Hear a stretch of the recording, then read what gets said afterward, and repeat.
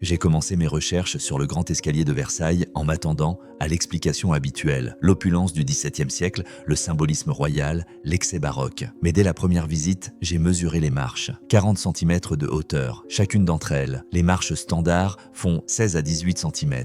J'ai trouvé des photographies des années 1870 montrant des serviteurs agrippés aux rampes, des visiteurs à quatre pattes, des rapports de chute et de blessures. Une conception architecturale explicitement hostile à la locomotion humaine, pourtant présentée comme l'entrée cérémoniale de la noblesse française. J'ai supposé qu'il y aurait une explication rationnelle. Peut-être portaient-ils des chaussures différentes. Peut-être les normes de mobilité étaient-elles différentes. Cette illusion s'est effondrée quand j'ai trouvé les rapports de blessures. Et puis j'ai découvert les références aux portes géantes dans les palais français, des escaliers dimensionnés pour des êtres de 2,5 à 3 mètres de haut, apparaissant sur des cartes slaves étiquetées comme centre administratif tartare. Et ces escaliers n'ont pas été construits pour ceux qui les ont revendiqués. Ils ont été hérités par des gens qui ne pouvaient pas les utiliser. Quand j'ai commencé à mesurer systématiquement le grand escalier, je m'attendais à trouver une petite divergence par rapport aux standards modernes. Peut-être quelques centimètres de différence ici et là. Ce que j'ai découvert était une impossibilité systématique sur les 47 marches. Chacune mesurait précisément 40 cm de hauteur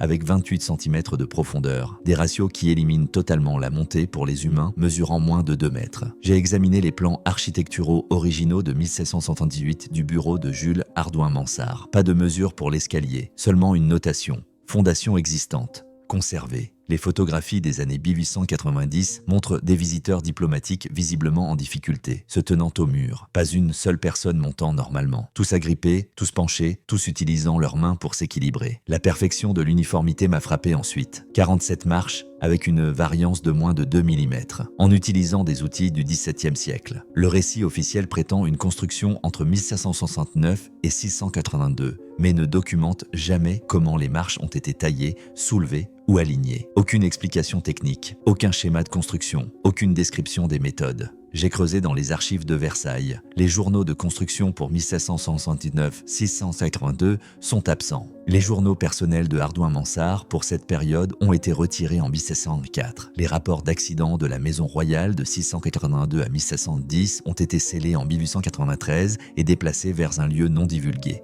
Comme si quelqu'un ne voulait pas que nous sachions combien de personnes ont été blessées en essayant d'utiliser ces marches. Et puis j'ai remarqué quelque chose d'étrange. La hauteur des marches correspond exactement aux proportions d'escaliers trouvées dans des structures à travers les anciennes régions de Tartarie, le Kremlin de Kazan, marche de 38 à 42 cm, le bâtiment du Sénat à Saint-Pétersbourg, 40 cm, le château royal de Varsovie, 39 cm, tous prétendant une construction locale, aucun ne documentant comment. C'est à ce moment-là que j'ai réalisé, s'ils n'ont pas construit ces escaliers, qu'est-ce que qui d'autre à Versailles n'était pas à eux? Je m'attendais à ce que les portes de Versailles soient simplement grandes. L'esthétique baroque, vous savez. Mais quand j'ai commencé à mesurer systématiquement, j'ai découvert un modèle. Les portes cérémoniales font 4,2 à 4,8 mètres de haut. Pas occasionnellement, pas quelques-unes, toutes. Et elles nécessitent une quincaillerie dimensionnée pour des géants, des poignées positionnées à 2,1 mètres de hauteur. J'ai trouvé des croquis d'inventaire des années 1740 montrant les mécanismes des portes.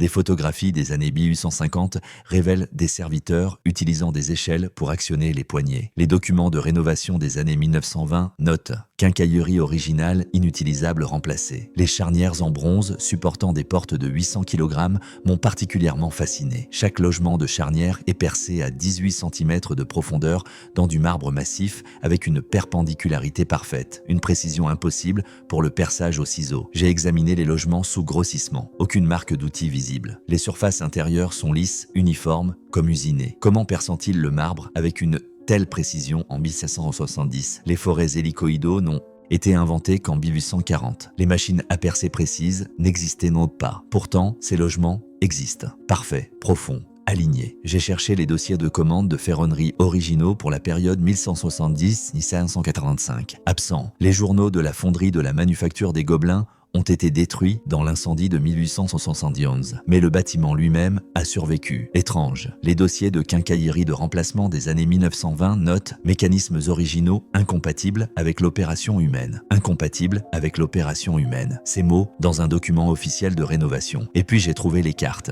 Les cartes de Guillaume de Lissald de 1116 montrant des bâtiments administratifs tartares à Kiev, Tobolsk, Samarcande, toutes avec des portes de 4,5 mètres, toutes avec des poignées élevées, toutes précédant la période baroque française, des proportions de portes identiques dans des structures étiquetées tartare. Construite avant que Versailles ne soit officiellement achevée. Comment cela est-il possible si les Français ont inventé ce style? Si les portes n'étaient pas conçues pour les humains, alors qui marchait dans ces couloirs? La Galerie des Glaces contient 357 miroirs individuels installés en 1644 selon le récit officiel. J'ai d'abord accepté cette histoire, puis j'ai étudié la technologie française de fabrication du verre dans les années 1580. Ils ne pouvaient pas produire de feuilles plates plus grandes que 60 cm sur 40 cm. Mais les miroirs de Versailles mesurent 180 cm sur 90 cm. Les grands livres comptables de 1144 énumèrent l'approvisionnement en miroirs vénitiens. J'ai vérifié les archives de la Guilde vénitienne. Aucune exportation vers la France entre 1580 et 1590. Rien. Les photographies des années 1870 montrent les miroirs originaux intacts. Épaisseur impossible uniforme de 3,2 mm avec une tolérance de plus ou moins 0,1 mm. Le processus de support mercure éteint, la seule méthode connue dans les années 1680, nécessite 6 à 8 semaines par miroir et produit des fumées toxiques. Pourtant, 357 miroirs auraient été installés en 9 mois, sans décès de travailleurs documentés, sans système de ventilation dans les archives. Faites le calcul, 357 miroirs, 6 semaines minimum chacun. Cela fait 142 semaines personnes de travail. Les registres de paiement des travailleurs pour l'installation des miroirs ne listent que 4 noms. 4 personnes pour accomplir le travail de 40 équipes. Les permis d'exportation vénitiens sont absents des archives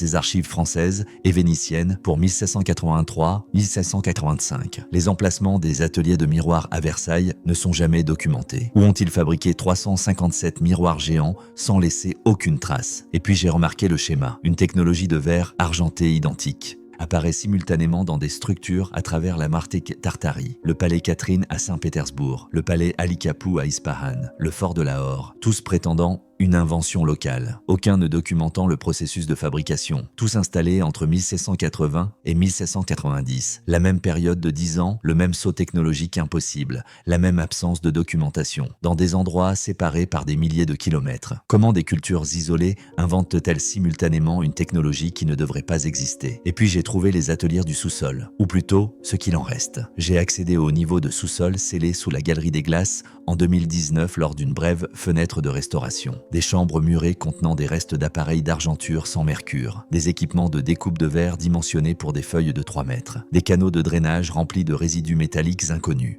Les rapports d'entretien du palais des années 1890 font référence à des espaces souterrains dangereux scellés par ordre ministériel. Les relevés radars pénétrant le sol des années 1960 montrent plus de 40 chambres souterraines sous les plans officiels du palais. Les photographies de rénovation de 2003 capturent des équipements partiels avant la fermeture de sécurité structurelle. L'appareil de découpe du verre utilise des roues revêtues de diamants nécessitant des roulements de précision au-delà de la métallurgie du XVIIe siècle. J'ai examiné les restes. Les arbres d'entraînement montrent un usinage de précision. Les surfaces de roulement sont polies à un état miroir. Cette technologie n'existait pas en 1580. Les réservoirs d'argenture sont conçus pour un processus chimique inconnu des conservateurs modernes. Aucune signature de mercure. Pourtant, ils créent un revêtement réfléchissant supérieur aux dépôts sous vide modernes.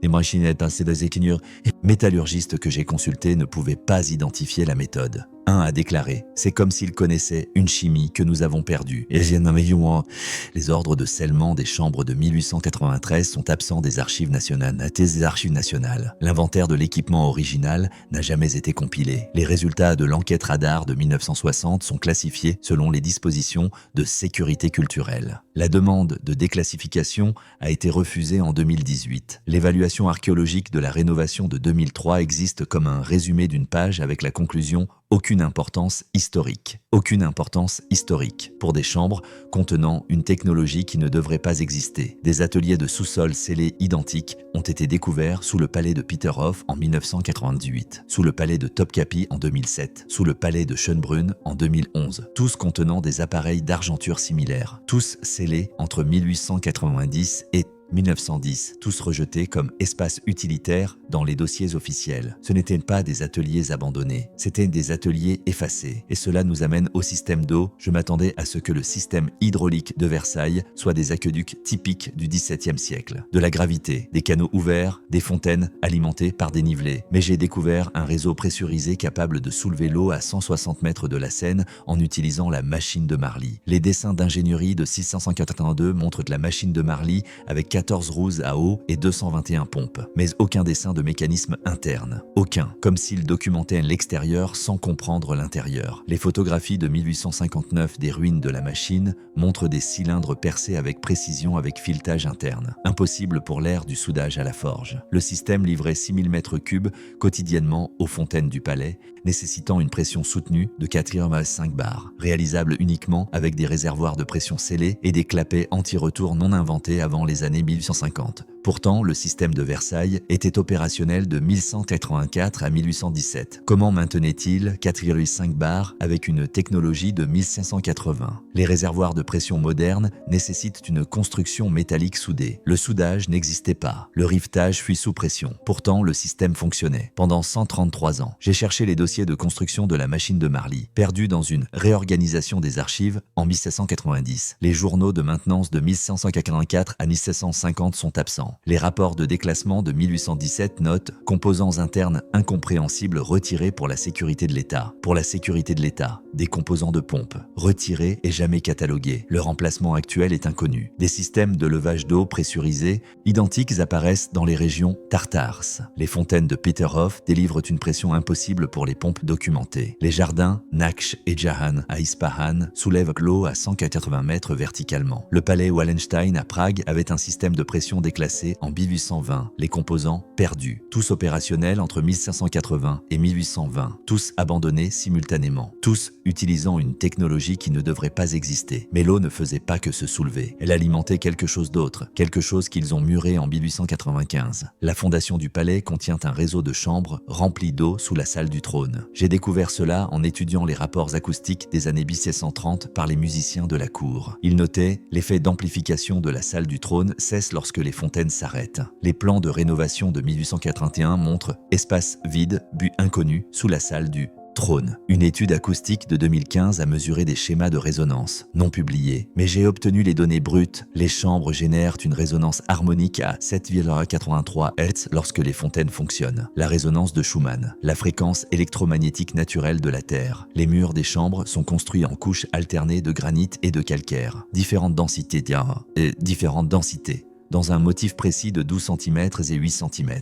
Cela crée une concordance d'impédance acoustique trouvée dans les guides d'ondes modernes. Accident impossible. Cela nécessite une compréhension de la physique des ondes développée dans les années 1920. Comment construisent-ils des guides d'ondes acoustiques en 1570 sans connaître la physique des ondes? Les plans de fondation originaux sont absents des archives. Les rapports de rénovation de 1881 notent que les chambres ont été scellées selon la directive de l'autorité architecturale. Aucune autorité nommée. L'étude acoustique de 2015 a été menée par une équipe de la Sorbonne. Les résultats ont été retenus en attente d'examen par les pairs. 9 ans se sont écoulés. Le chercheur principal a été réaffecté à un rôle administratif en 2016. Des chambres de résonance d'eau identiques ont été découvertes sous les salles du trône dans le palais d'hiver à Saint-Pétersbourg, scellé en 1897. Le palais de la Hofburg à Vienne, rempli de béton en 1902. La cité interdite à Pékin, murée en 1912. Toutes scellées entre 1890 et 1920. Toutes autrefois connectées au système de fontaines. Toutes étiquetées à l'origine sur les cartes du XVIIIe siècle comme motif architectural tartare. Des chambres de résonance sous les trônes. De l'eau soulevée à des hauteurs impossibles. Des miroirs qu'ils ne pouvaient pas fabriquer. Et puis j'ai trouvé la géométrie. J'ai cartographié la disposition du palais de Versailles en m'attendant à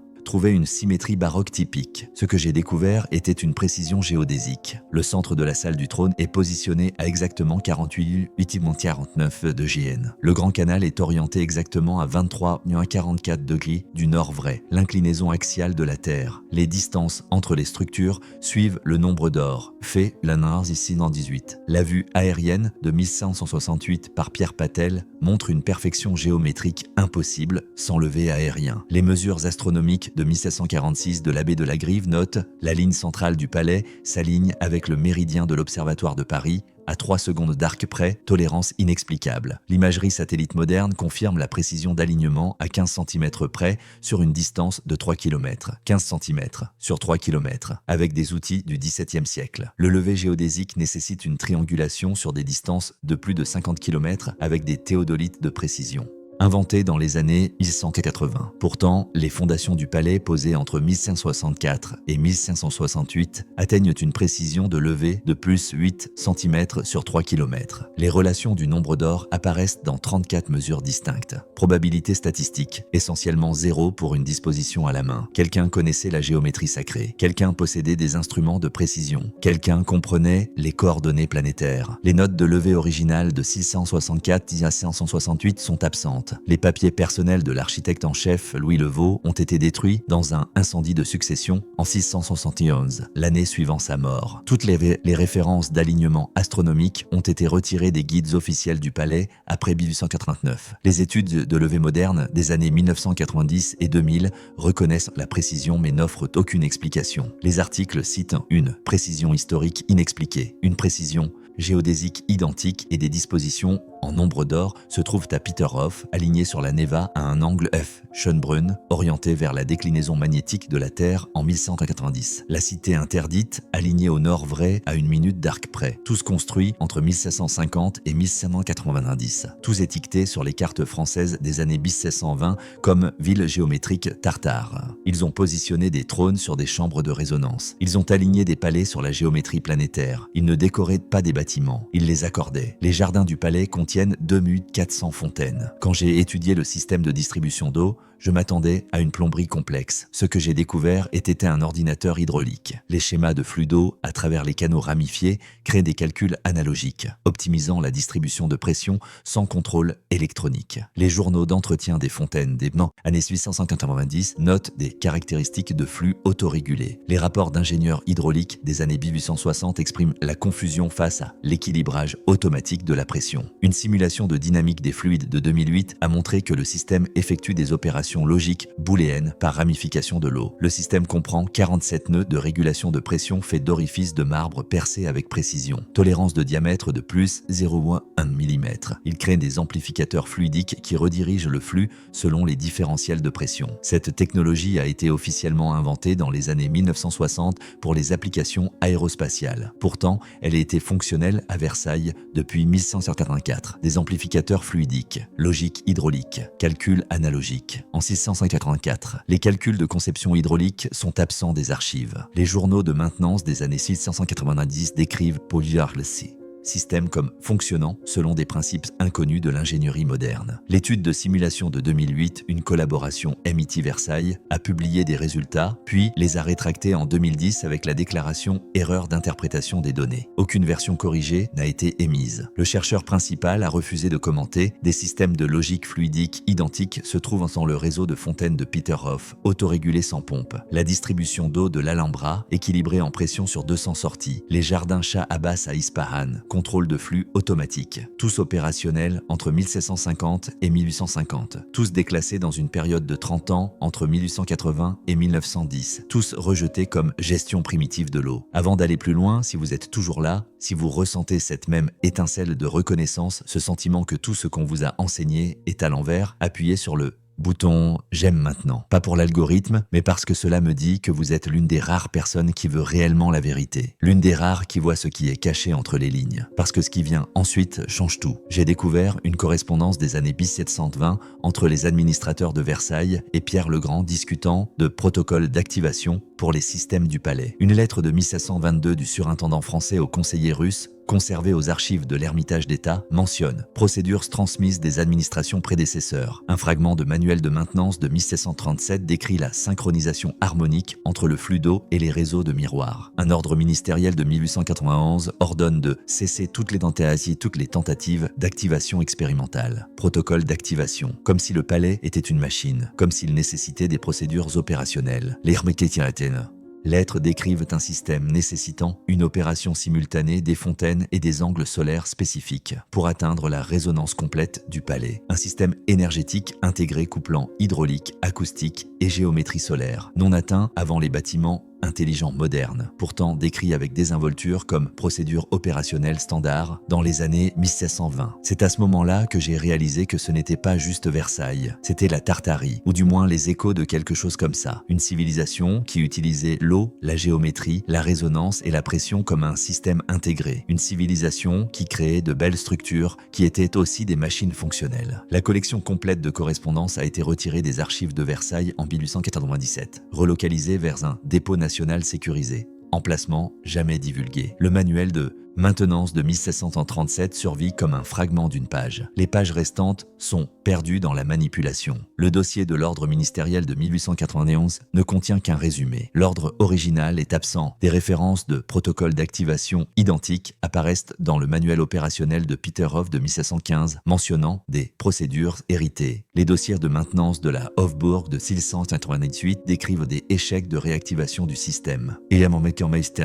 Les notes d'administrateurs de la cité interdite de 1730 font référence à la connaissance d'activation traditionnelle perdue. Ils ont tous décrit des systèmes qu'ils opéraient mais ne comprenaient pas. Ils ont tous cessé les opérations expérimentales entre 1881 et 1900. Ils ont hérité de protocoles d'activation. Ils ont perdu la connaissance. Et en 1900, ils se sont assurés que personne ne pourrait la récupérer. Entre 1893 et 1895, les systèmes auxiliaires du palais ont été systématiquement déclassés. J'ai trouvé une directive du ministère de la Culture de 1893 ordonnant le retrait des systèmes mécaniques obsolètes et le scellement des chambres pour la préservation structurelle. Les photographies de modification du palais de 1894-1895 montrent des points d'accès au sous-sol muré. Un inventaire de 1897 liste 417 composants métalliques retirés, destination non enregistrée. Le déclassement se produit pendant la période opérationnelle de pointe du palais. Tourisme élevé, utilisation royale active. Cela suggère un motif idéologique plutôt que pratique. Les chambres scellées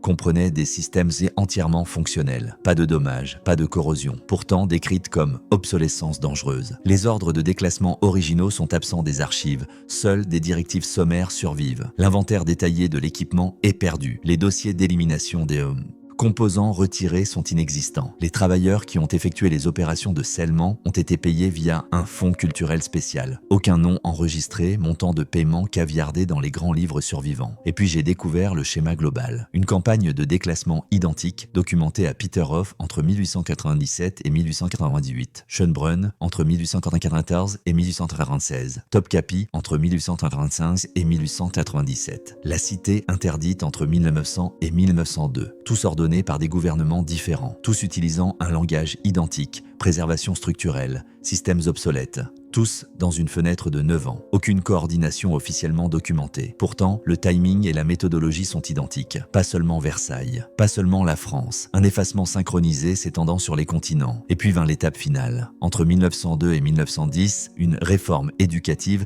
a remplacé tous les guides du palais. J'ai comparé le guide officiel de 1890 avec celui de 1905. La salle du trône en 1890, chambre acoustiquement conçue utilisant la résonance d'eau souterraine. La même pièce en 1905, style baroque magnifique soulignant l'autorité royale. Un mémo du ministère de l'Éducation de 1899 instruit le recadrage des descriptions techniques vers le symbolisme culturel. Les escaliers de 40 cm sont devenus grandeur baroque. Les chambres de résonance sont devenues vides de télétini, vides de stockage. Les ordinateurs hydrauliques sont devenus fontaines décoratives. Le changement narratif se produit sans découverte technologique ni révélation architecturale. Rien de nouveau n'a été appris sur le palais. Pourtant, l'interprétation a été complètement inversée, de système avancé hérité à réalisation baroque française. Le changement s'est synchronisé dans tout le tourisme de palais européens simultanément. Entre 1900 et 1912, les guides, originaux de 1850 à 1895, ont été systématiquement retirés de la circulation. Des copies survivent uniquement dans des collections privées. Le mémo du ministère de 1899 existe dans une seule référence, une source secondaire. L'original est absent. Les archives ne contiennent aucune explication pour le changement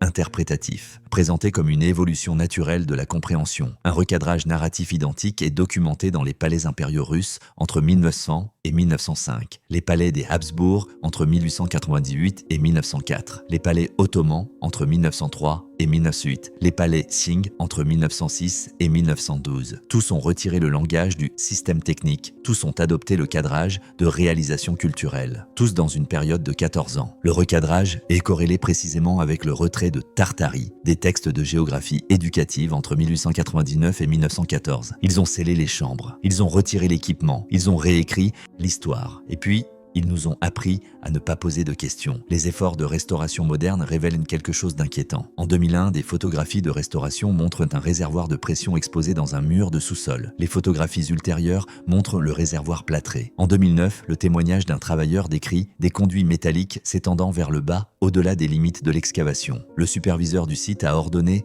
remblayage et cessation de l'excavation. Un radar pénétrant le sol en 2016 a détecté plus de 80 chambres souterraines. Les résultats de l'enquête sont en attente d'examen administratif. 8 ans se sont écoulés. Aucune publication. Les conservateurs modernes, avec des outils avancés, découvrent à plusieurs reprises des systèmes qu'ils ne peuvent expliquer. Pourtant, la réponse institutionnelle est la dissimulation plutôt que l'investigation. Un ingénieur acoustique engagé pour la restauration en 2019 a recommandé une documentation et une analyse complète du système. Le contrat a été résilié. Le rapport préliminaire de l'ingénieur a été classifié usage interne uniquement. Les rapports complets de projets de restauration ne sont jamais publiés publiquement, seulement des brochures sommaires. Les témoignages de travailleurs existent comme des interviews anonymes. Préoccupation de représailles institutionnelles. Les données radar pénétrant le sol collectées en 2016, 2018, 2022, aucune publiée malgré le financement public. Les demandes d'accès à l'information sont refusées sous des exemptions de sécurité culturelle. Une suppression de restauration identique est documentée à Peterhof en 2004. Le témoignage d'un travailleur sur des machines impossibles retiré du rapport officiel. Schönbrunn en 2011, résultat du radar pénétrant le sol retenu. Topkapi en 2015, excavation arrêtée. Après la découverte d'une technologie de fondation incompatible. Tout moderne, tout en cours, tout suggérant une résistance institutionnelle coordonnée aux preuves. Il les cache toujours, en ce moment. Et cela nous amène à ce qui se trouve sous tout ce que nous avons examiné. Les escaliers sont toujours là, 40 cm de haut. Les chambres scellées restent sous vos pieds. Les preuves ne sont pas cachées. Elles sont partout. J'ai rassemblé des images composites montrant des chambres scellées sur 6 continents. Des escaliers de 40 cm dans 12 pays. Des impossibilités hydrauliques s'étendant sur 8000 km, tous construits entre 1650 et 1590, tous déclassés entre 1890 et 1910, des cartes montrant Tartarie étiquetées à travers l'Eurasie sur la cartographie pré-1850, disparaissant des textes éducatifs post-1900. Il est impossible que des cultures isolées aient simultanément réalisé une géodésie de précision sans instruments, le calcul fluidique sans théorie, l'ingénierie acoustique sans physique, l'argenture sans mercure sans chimie, à moins d'hériter d'une civilisation précurseur commune avec un système technologique intégré. L'absence la plus significative est l'absence elle-même. Un effacement systématique à travers les institutions, les cultures, les continents suggère un effort coordonné. Les dossiers ne s'effacent pas progressivement, ils disparaissent en groupe. Entre 1890 et 1910, corrélant avec le retrait de Tartarie des cartes, le retrait de l'interprétation technique des guides, le scellement des chambres, le retrait de l'équipement. La Tartarie représente une civilisation qui utilisait l'eau non comme utilitaire mais comme porteur d'informations. Logique hydraulique, transmission acoustique, couplage de résonance, l'architecture non comme abri mais comme interface, accordage géométrique, alignement géodésique, amplification harmonique, les miroirs non comme décoration mais comme redistribution d'énergie. Pas des moteurs que nous alimentons, mais des structures qui s'alimentent elles-mêmes. Une sorte d'ingénierie naturelle qui s'harmonisait avec le monde au lieu de le combattre. Les héritiers du XVIIe siècle opéraient des systèmes sans compréhension. Les établissements du XIXe siècle ont choisi la suppression plutôt que l'investigation. Les institutions modernes continuent le schéma, préférant le récit confortable du progrès graduel aux preuves déstabilisantes d'un déclassement civilisationnel. Peut-être que le monde, avant nous, était bien plus avancé, avec une sorte d'ingénierie naturelle que nous ne comprenons plus, comme si nous n'avions rien inventé du tout. Nous avons simplement dégradé. Demandez-vous, qu'est-ce qui se trouve encore sous les villes que nous pensons avoir construites? Quelles autres technologies appelons-nous primitives parce que nous ne pouvons plus les comprendre? Ce n'était pas l'histoire que je m'attendais à raconter, mais c'est la seule histoire qui explique ce que j'ai trouvé. La question n'est pas de savoir si la Tartarie a existé. La question est, qu'est-ce qui s'est passé pour nous faire oublier?